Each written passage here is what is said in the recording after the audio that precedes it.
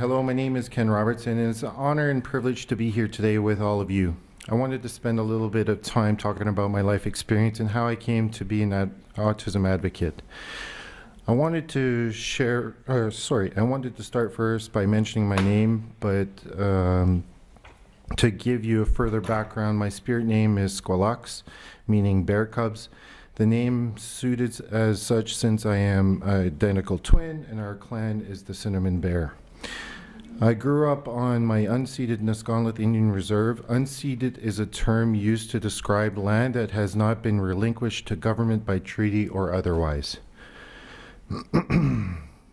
Nisconnet is 15 minutes away from the town of Chase, British Columbia, and is about 30-40 minutes away from Kamloops, or Tk'emlúps in my language.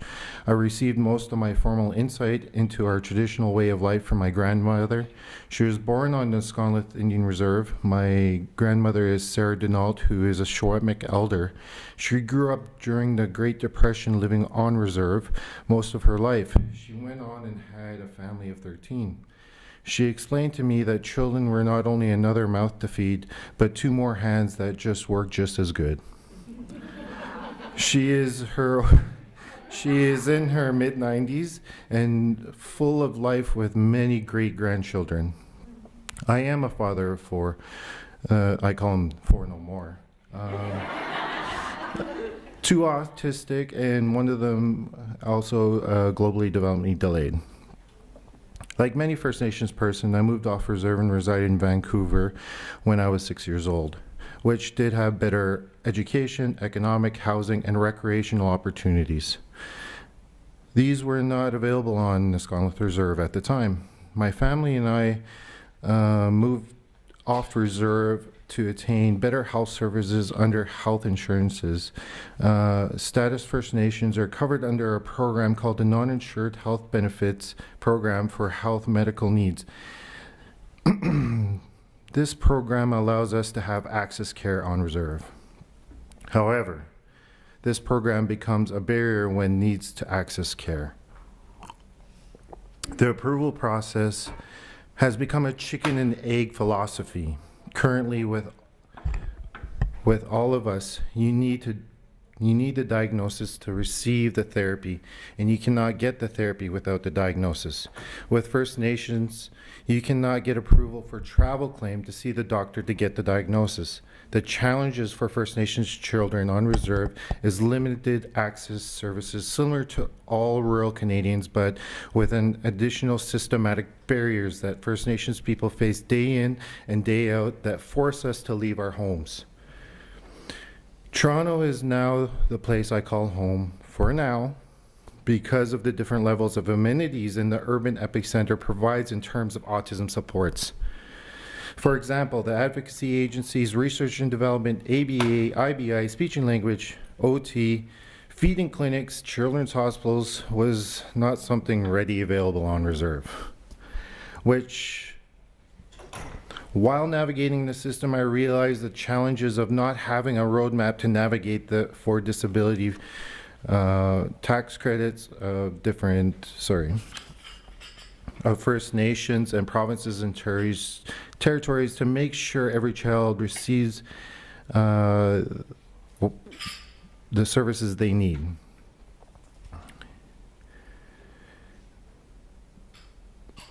The Child First initiative was announced on July 5th, 2016 to help meet the immediate health, social, and education services and supports of needs of First Nations.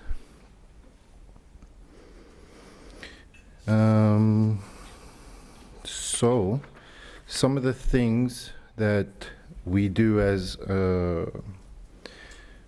an organization that's parent to help is help parents understand, for instance, from tax credits of the difference of education school boards, as we learned earlier, such as Toronto Public and Toronto Catholic, also knowing of direct funding charities such as Jennifer Ashley and President's Choice Charity that help families such as mine.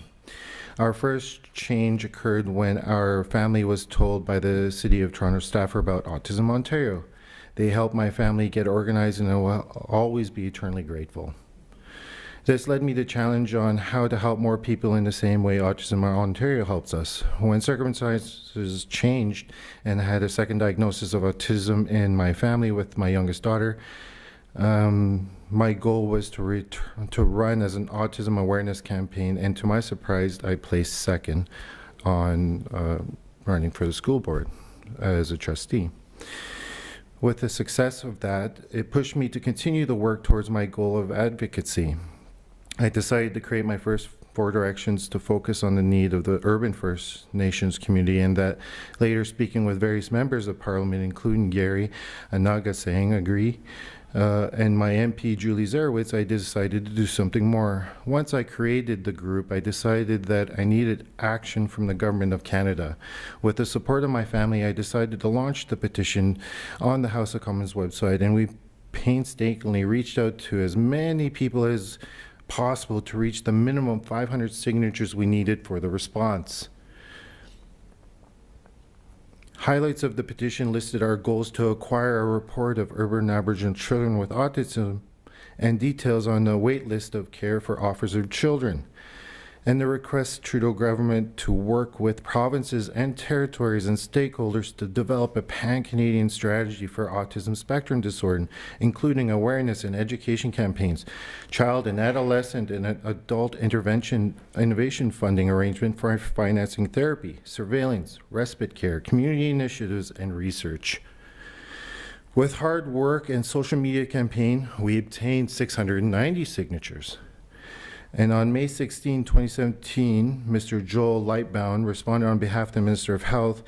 His response stated, the Government of Canada recognizes that ASD has a significant lifelong impact on Indigenous individuals and families. Federal investment in research and data improvements and training skills are supported those with autism and their families. Our government believes all children should have access to the same health, social, and educational supports and services without gaps, delays, or denies. Through Jordan's Principle, Children's First Initiative, our government will work side by side with First Nations, provinces, and territories to make sure every child receives what they deserve. The Child First Initiative was announced in July 5th, 2016 to help meet the immediate health, social, and education services supported by First Nations children, while at the same time acquiring better knowledge about the needs. While our government continues to address immediate needs for First Nations children, and information is also being collected to better inform the supportive structure currently in place. This includes looking at health gaps, assessing the needs to address the gaps, direct investing to where it is needed, and providing last solutions by 2019 to ensure that all First Nations children enjoy the health they deserve.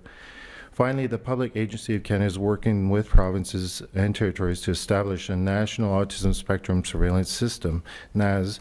The NAS will collect and track over time reliable information to estimate how many children are living in these disorders and how many new cases are emerging, describing the population of children and youth living with ASD in Canada, and 3, compare patterns within Canada and internationally.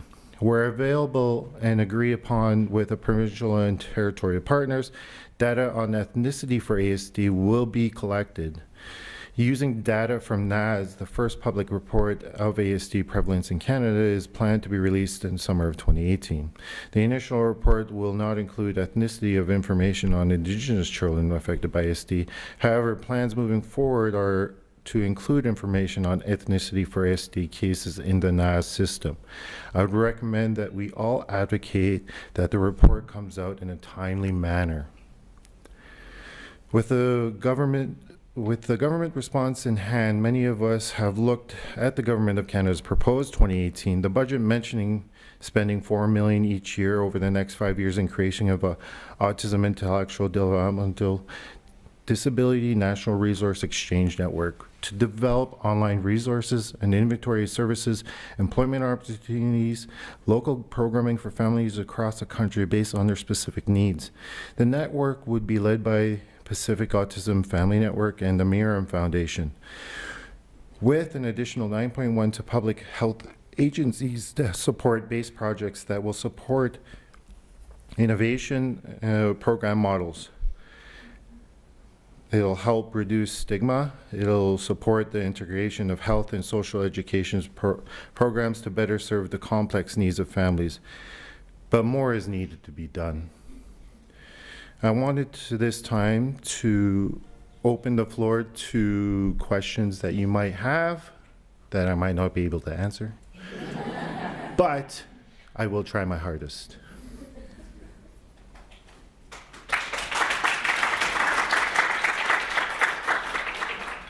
Yes, go ahead. Thank you and congratulations. Thank on you. Your energy and commitment and loyalty. I know that we don't have the data yet, but what's your gut feel about the incidence of ASD in First Nations? And I ask that because of the varying theories, none of which we really understand as to why the incidence is going up.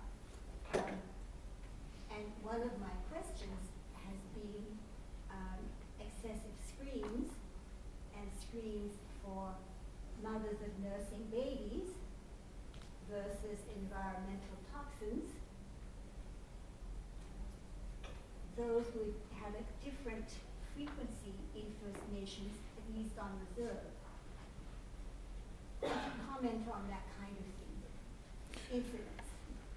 Well, let's understand this first. Many reserves have their own distinct and identifiable cultures within their own cultures. We're not just all First Nations. We have our very distinctive belief systems and structures. For instance, we follow under the matriarchal system where the grandmother is actually the one who holds all the keys and power and decision making for the family.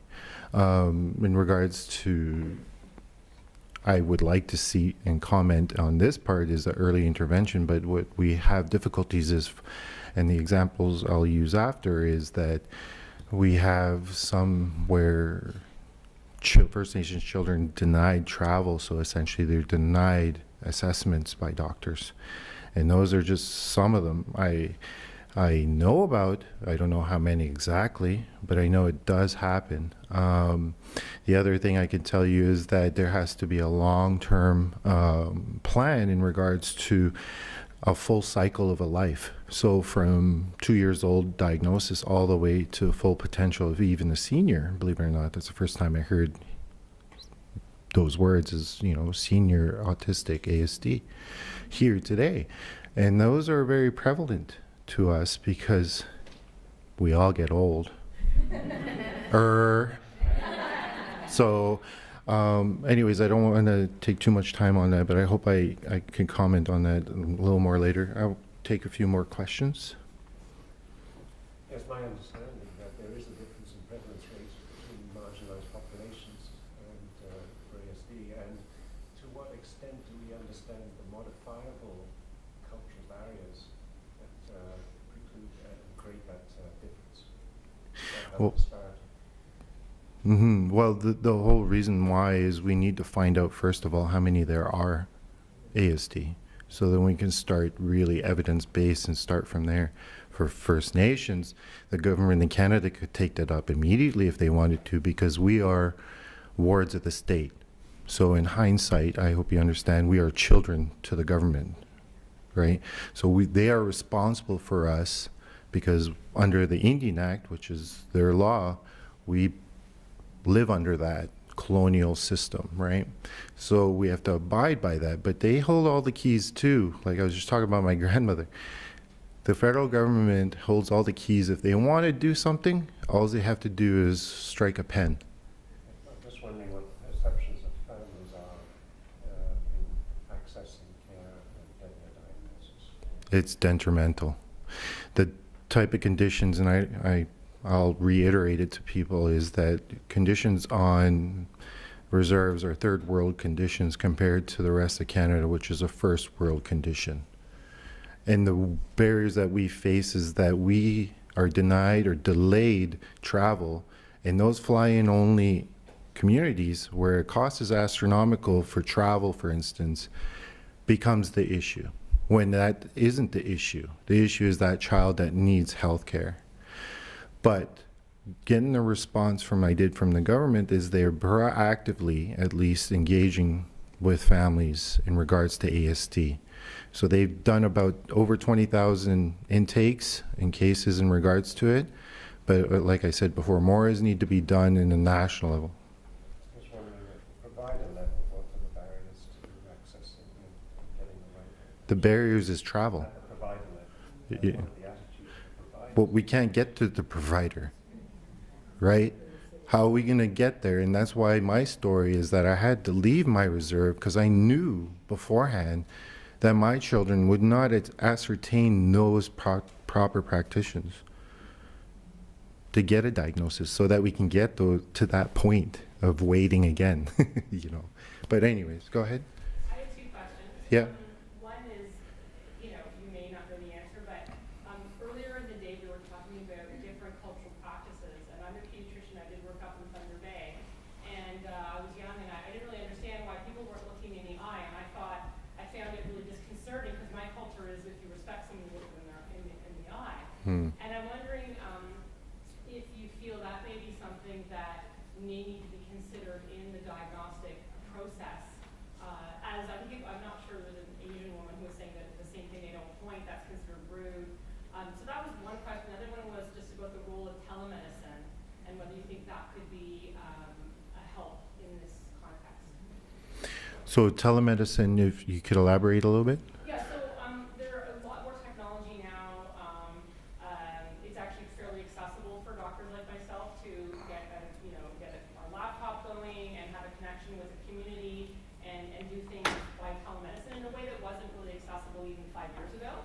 So were you able to make a diagnosis in that process? I don't know if, I think there needs to, I think there needs to be some, in most cases, there needs to be some, one-on-one experiences, although what my understanding is, through my association with Bloorview, which is where they make a lot of diagnoses, they're changing a lot of what they require for a diagnosis. They used to have to do an ADOS on everybody. Now they say, certain cases are very clear, and they don't have to do that for every case. Okay. So I guess I'm just wondering. I get it in the just. Yeah. But the thing I'll tell you, first of all, the best example I can give to you is if you want them to respect you, offer them tobacco. That's the first step, is about initiation of respect, right? Mutual. So that just says that, you know what, I know who you are, and I stand beside you when it comes to your child's health care. Because think of it in this context, in Canadian history, do you think every agency that went in on reserves and gang busted them was standing side by side with them? So they have a little bit of, abrasion when it comes to government employees or, government agencies that come on reserve. They're hesitant because every time before, why would they want to believe in something that's been broken for many years? The second part to it is it would help if you do have the dialogue open up with them, okay? But what they need is a mobile assessment teams to be out there on the ground, just like in any campaign, even a war campaign, okay? Is boots on the ground get the results. And for those remote communities, that's what they need access to. Because I'll tell you, as a parent, I wasn't aware of autism. I didn't understand, I couldn't even spell autistic at the time, okay? But what I'm trying to tell you is that a lot of parents don't know what the signs could be in front of them, but they don't understand what the signs are. So it's about, again, getting the boots on the ground, getting the awareness out there and telling them, because there have already been enough children who have been lost through the system, from residential schools to, people have to understand the history, first of all. That's where it all starts from, is understanding where they came from. But are you both going the same place, right? Are you going to stand by side to show them that I respect you and I'm here to help? Because they've heard that before too many times. So anyways, I wanted to move on to the next question. So I live in Franklin, Yep.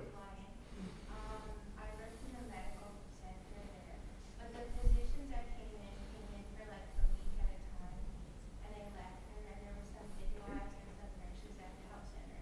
Now Rankin Inlet was fairly large compared to like Other parts, yeah. yeah, and so some of the smaller units only had maybe 300 people. But even to fly someone Mm-hmm. and whatnot. But my question is, you said travel is a barrier, but I also think like cultural attitudes, like the people that went in were typically white, Eurocentric, and they saw us as kind of like the experts coming in.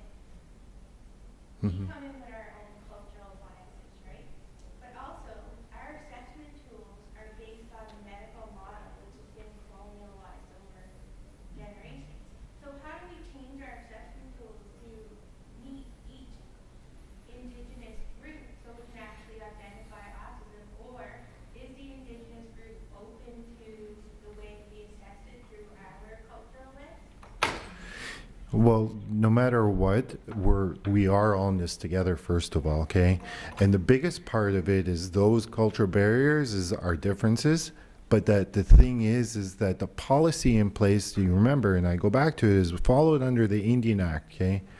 And under those rules, the system is built against us. It's meant to suppress us. It's meant to degrade us. And that's why children live in despair with no hope now. Because there is nothing up there for them, nothing to do, except for the bad things, right? But to answer your questions, I couldn't answer that question particularly because I'm not part of that agency. I don't understand it to a great deal.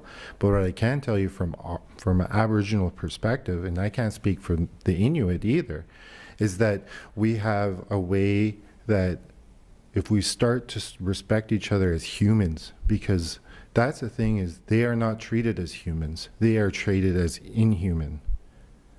So why don't we start by talking about that first and respecting that as that they are humans and that we are here to help, because they only see it as a job to go up there, right? Where it's not building relationships.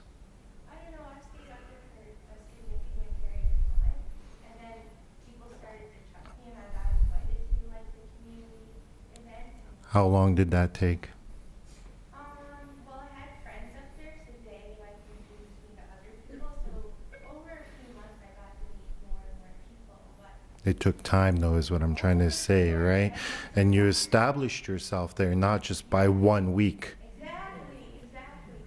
Okay, so something like that, I would suggest, and it has to come from the federal government to change those ways when it pertains to First Nations, Métis, Inuit, and non-status.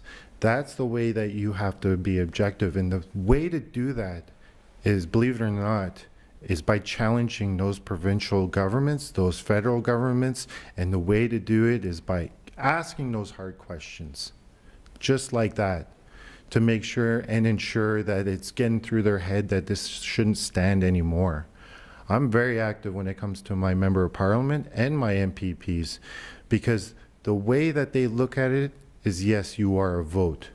But the way I look at it is that vote is mine and that I can change the outlook with it. And that's what we have to do collectively as a community in autism, is to put the fire under them, under their feet, so that they understand to take this seriously. Not just from a First Nations perspective, as a Canadian perspective, coast to coast to coast. That's the way it should be. We should all be treated, all families who are affected by ASD should be treated equally and as such. But the reality is we are not, as you can hear from many different people. Do you think there would be any, the services we provide for individuals with autism sometimes are intrusive and how we give them out? And in terms of the native population, do you see any barriers to that as well, about how service provision would happen? You mean between practitioners and First Nations community? And then also, because in the city of Toronto, you have social workers, therapists, you have a whole gang of people involved in your life. Mm-hmm. Would that process need to be modified as well? Well, the whole premise is that we all are in this together, but change together, but it treated the same as such. Because I'm going to tell you, for instance, if I go back to the reserve with my family and change my address, they will take my children off the list, right? But it's still in, for instance, say my reserve was still in Ontario and I still in this jurisdiction, they'll still take me off. That's the simple things that I can tell you that has to change. But from dealing from, like I said, an understanding that you're just not if I was a First Nation parent who didn't understand who we were, but you're there to help them, I would have a certain standoffish with you because you just, to me, you're another government agent in a sense. Are you really here to help me? I second guess myself, you know. So these are the things that are underlining for sure. But for me, I know that this side of the tracks is a lot better than that side of the tracks. And that's what we're talking about here today, is the gross indifference that continues. And that, how are we going to change this? We are starting it right now by having these conversations. Yes.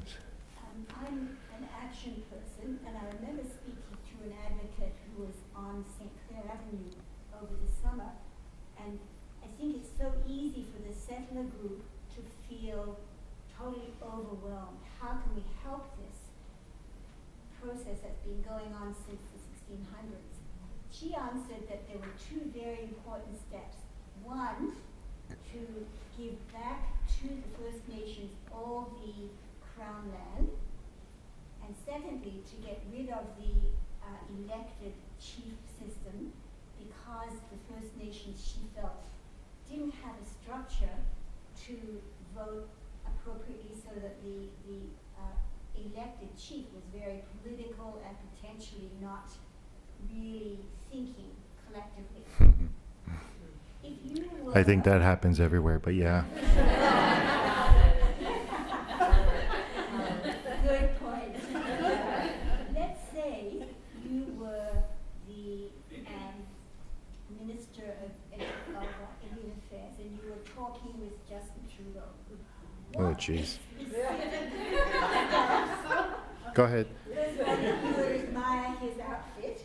And what specific steps, so that we settlers can feel some sense of direction? What would you say? Well, I'll just say your friend that you met on St. Clair has some of the premise right, okay? The first thing I'll ask you is, do you recognize Aboriginal title? Yes. Do you know what it is? It's easy for us to say. No, I know, but I can only deal with one person at a time. This is what I'd ask Trudeau, right? Because you're asking me if I'd ask Trudeau. Right. Okay, so the second part is if you do recognize Aboriginal title, will you implement it, right? Because it's under the Supreme Court of Canada that it does exist. The second thing is abolishing the Indian Act so that we are not under a suppressive colonial piece of legislation that's almost as old as this country. He's doing that, my friend. Doing is one thing, implementing is another. I can only hope but think of the worst. I can only hope for it, but think of the worst. But it's in process, I understand. Yeah, but that's not the reality right now. Yeah. The thing is, once it's implemented, then it's reality for me. But it's not. I still follow under the guidelines of the Indian Act because I am a full status Native. But going back to it, the other thing I would ask him is that to not just get rid of the Indian Act, there would be, Canada would go bankrupt if they had to pay back the appropriations towards them, right? But the thing is that I want to ask him, because he keeps asking us the same bloody question, what is reconciliation to you? That's the bottom line. If he keeps asking me, what's nation to nation? Nation to nation is recognizing one, first of all. The second thing is to establish it. The other thing is not to impede on our rights. Fishing, hunting, gathering, our way of life. So these are some of the things I would ask him, right? But at the same time, I mean, the truth of reality is I still have to follow under these rules. Same with my children who are status. But I don't want to just limit it to that because, you know, my main the main thing I would ask him is if he would put in a national strategy. For Everybody, the strategy. coast to coast to coast, a national strategy, yeah, Pan-Pacific strategy where all territories, provinces, First Nations are on board of talking about the meat of things, right? The common grounds of things, of agreeing ABA, IBI should be part of it, speech and language should be a part of it. The comprehensive of that, not about the indifferences that we already have. We all know about that, you know. But can we come together as a unity in the community of autism? Is it possible? I don't know. Anyways, I'm very optimistic. I keep a good part of it. That's why I'm here today, because I'm very optimistic about that, and that's why I choose to be here, to be that voice for my daughter who's nonverbal, who can't speak on her behalf, because else is gonna do it for her? And that's me, her father, who should be and be that responsible parent to do that. I can open up for a couple more questions if you have. Oh yeah, by the way, I am a Blue Jay fan, just so you know, okay. I do like, you know, they make me laugh sometimes, but the Maple Leafs are good. But, you know, this is the thing. I just wanted to open the floor so that I could try and answer any question you guys have, because I'm more interested in what you have to say than what I have to say, because I'm pretty boring. To my wife, that is. But yeah. No, but for the most part, I mean, your intriguing minds is what makes me want to help also, because without you, this would be no purpose here for today. I could sit here and talk about it, but without you, we won't change our minds for tomorrow. How are we going to plan for tomorrow? You know, you have to ask yourselves why. Because that future, for me anyways, is my children, but what does the future hold for them? So we have to start planning now. And what are we going to do about it? Well, again, the most valid thing you have is your vote. And by doing that is by holding their feet to the fire when it comes to this cause. So they all understand that we are united in this front, and that we can show them we can change together. So, yeah.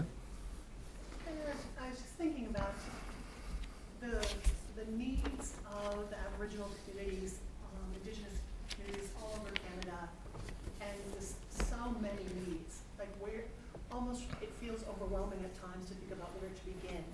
So what's interesting to me in thinking about autism is how does autism fit into this story of a much greater story on behalf of First Nations? And do you think that focusing on autism can contribute to the whole picture improving for people of First Nations? Or is it a way to demonstrate what could happen on a national basis if we focus on autism as a piece or a thread on the much bigger story that's there? Mm-hmm. So I just wondered if you had some thoughts or could comment about that. Well, the first thing is to be honest, the government could model a system that's minor so they don't have to go on a grand scale right away with First Nations. By taking a surveillance system and finding out how many on reserve are ASD, and it'd be 1/10 of the cost compared to the actual national strategy. But it could be a pilot project in a sense for that national strategy, so people can grow knowledge and base that knowledge to make better evidence choices, you know, conclusions, so that we as a growing nation, that is, show the newcomers or new Canadians or new First Nations that we have a plan. Because right now, people, the reality is we don't have a plan for a long-term outlook for our disabled children who are ASD. So the other thing that we could be possibly doing besides the engagement with First Nations community is by showing them that there's hope in regards to trying to combat this strategy in regards to services, because not all children are treated the same in this country, Canada, right? And that's the problem we're finding day to day, from children waiting on the list after they get diagnosed to be waiting, to children who get direct funding in Alberta. You know, that's the problems that Canadians have. So do First Nations. It's almost the same boat. And the government, the federal government, has the money. It's really pennies on the dollar compared to what could really change that outlook, that opportunity for them. So, any more questions before? Yep.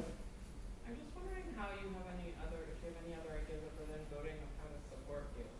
Like I'm a clinical psychologist, I work for the school board, I work with York University, private practice, whatnot, but it's heartbreaking. Like, I hear you want a unity of humanity for one, what I see simple in my world, because I can diagnose, is access to diagnosis. So how can we help you get your boots on the ground as a clinical psychologist, as a pediatrician, as other support people in here? What else might we think outside of the box for your kind of pan-Pacific idea? How do we get you boots on the ground? Like if we're off 6 weeks in the summer, how do we get you assessment? Like where do we go to propose being part of this for you? Well, first of all, thank you for that. I appreciate that. The thing during the 6 weeks, for instance, I develop a program with that 6-week program that you have in a time period to be a remote moving assessment team from community to community that can actually do assessments for the children in the community, so they won't have to fly out, for instance, so that they could at least get the assessment done so that they can start that process after. Well, you're getting hypothetical with me right now, but I'm thinking the same thing, but I'm thinking Bloorview would be a starting place because they service, I don't know, they service a lot of Ontario, and they would have a sense of how a lot of Ontario service, and they also have a lot of research and funding experience, and say, okay, well, if we do want to try a pilot of a mobile unit, and we have various people who are willing to do it, how would we go about it? Because they have a lot of capacity. well, the first thing I also mentioned to Autism Ontario is by establishing links with the Chiefs of Ontario, because they are the gatekeepers to their communities. And that would be the first establishment to start that dialogue in regards to helping them and showing them that you are there to help. But yeah, it's a tough road, because I mean, proposals like that can come from federal hands, first of all, but so do the Chiefs of Ontario and the Assembly of First Nations. Mm-hmm. Anybody else? Yeah, go ahead. I'm not scared, don't worry. Maybe a little. Word my question. As a visible minority myself, it is a question I'm asking. Mm-hmm. Always. I work in an agency. I serve families, and a lot of time I end up working with Asian families because we don't have other staff that speak the language. And guess what? It's just not as common to have minority in the field. That being said, I'm just thinking, going back to what you said about diagnosis, it would be great to train some cultural interpreters who know what mental health issues are to help the diagnostic team Mm-hmm. begin with, and it will be great to train on the ground people who will, in different culture, across different culture, different background, to become the people who can make the change in the system. Okay. But it's much easier said than done, given Mhm. especially like what you said about your background, and also like us, a lot of us are immigrants, and with not as much maybe the type of education that's needed in Canada. It takes a long time to build that. Does that make sense to you? What's your question? So what's your thought around how do we, what are the barriers pretty much to build up these people from the ground up? Yeah. Sorry, I'm from Autism Ontario. As Ken said, we've had great success reaching out to the Chiefs of Ontario. They have a lot of this system already in place. It's just the connection to us, our organizations, what we do. So I would say reaching out to them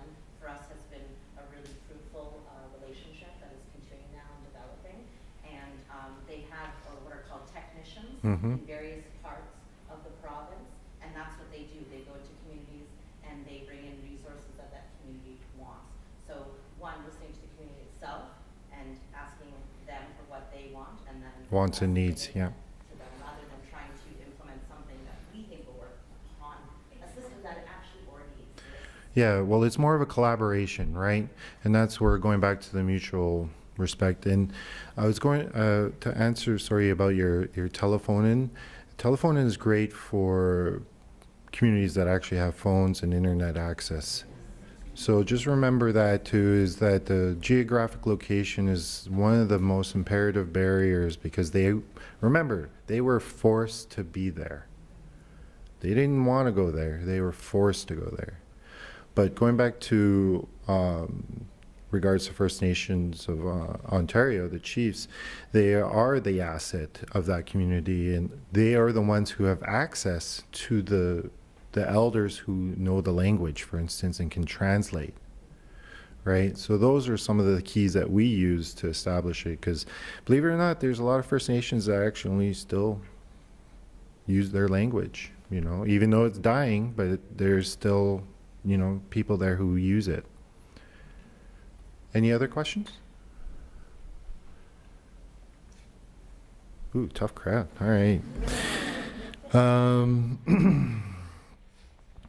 So, we are truly in the time to be in. Why? Because we can truly come together and show the world we can achieve a national strategy in Canada, where every child coast to coast are treated equally when it pertains to autism spectrum disorder.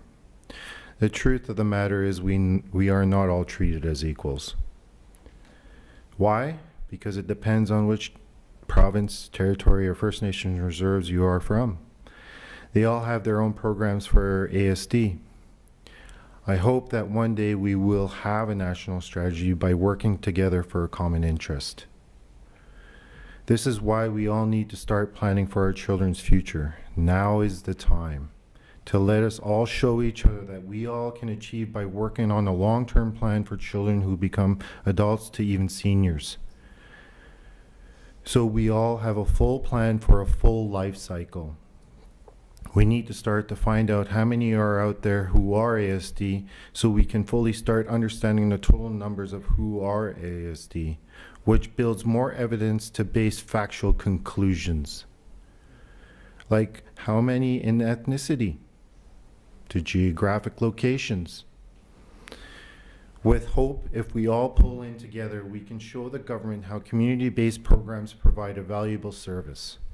The provincial and federal governments have responded, are working towards a clear goal to aid parents. However, more needs to be done as children with autism eventually become adults with autism. And that is the challenge. Adults with diagnosis of autism will need supports to transition in higher education, into workplaces, and eventually retirement needs. So the last thing I want to close with is that I do want to acknowledge the land we are on. We would all like to begin by acknowledging the land on which we gather is the traditional territory of the Wendat, Anishinaabeg, Haudenosaunee, Métis, and most recently the Mississauga New Credit First Nations, because they dedicated this land, even though it was taken. So I just want to leave you with that, because if it was not for them, we would not be here.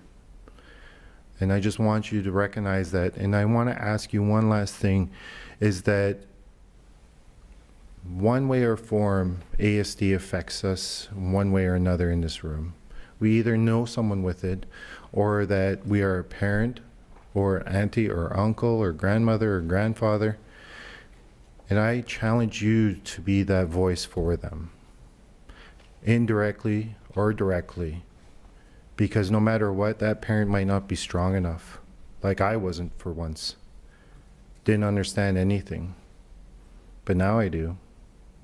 So I challenge you to be that voice for them, and to call your MP, call your counselor even, call your MPP.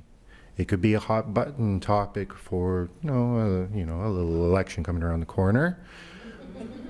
But still, it's about holding them accountable too, not just us. We're responsible to vote. It's our civic duty, but it's also our job to ask the hard questions. So please do, and thank you for your time. I appreciate it today. You're all beautiful people. Have a good day.